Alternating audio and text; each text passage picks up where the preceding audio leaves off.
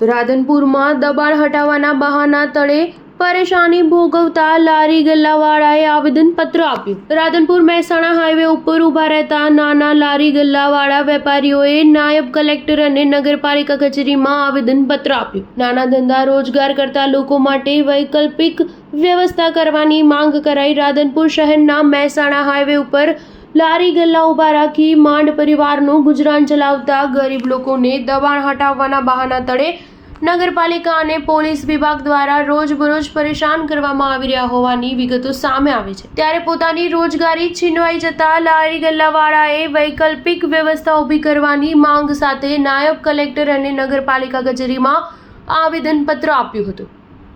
Radhanpur highway પર લારી ગલ્લા ઊભા રાખીને વેપાર ધંધો કરતા ગરીબ લોકોને છેલ્લા કેટલાક સમયથી પોલીસ તેમજ નગરપાલિકા દ્વારા વારંવાર હેરાન પરેશાન કરવામાં આવે છે, જેને કારણે લારી ગલ્લાવાળાને વેપાર ધંધા પડી ભાગતા પરિવારનું ગુજરાન ચલાવવું મુશ્કેલ બન્યું છે, જેને કારણે નગરપાલિકા દ્વારા લારી ગલ્લાવાળા માટે વૈકલ્પિક વ્યવસ્થા ઊભી કરવા હેકર ઝોન સ્થાપવામાં આવે તેવી માંગ કરવામાં આવી હતી। જ્યાં સુધી વૈકલ્પિક વ્યવસ્થા ઊભી ન કરવામાં આવે ત્યાં સુધી લારી ગલ્લાવાળાને પરિવારનું ગુજરાન ચલાવવા જે તે જગ્યાએ વેપાર ધંધો કરવા દેવો અને જો હવે લારી ગલ્લાવાળાને ખોટી રીતે હેરાન પરેશાન કરવામાં આવશે તો તમામ લારી ગલ્લાવાળા તંત્ર સામે ગાંધી ચિંધ્યા માર્ગે આંદોલન કરવાની ચીમકી આવેદનપત્રમાં ઉચ્ચારી છે।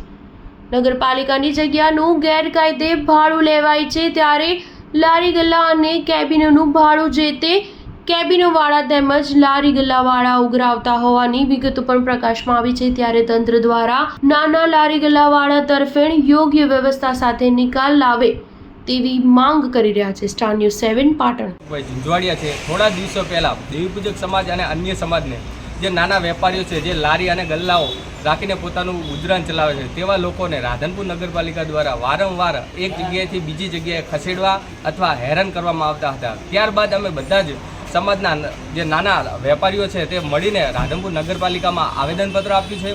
ત્યારબાદ નાયબ કલેક્ટરશ્રીને પણ રજૂઆત કરી છે। નાયબ કલેક્ટરશ્રીને અમો રજૂઆત કરતા તેઓ અમને બાંહેધરી આપી છે કે 24 કલાકની અંદર અમે કોઈ વૈકલ્પિક વ્યવસ્થા તમે બધાને અમે કરી આપશું। અત્યારે અમારા ઉપર દબાણ કરવામાં આવ્યું છે।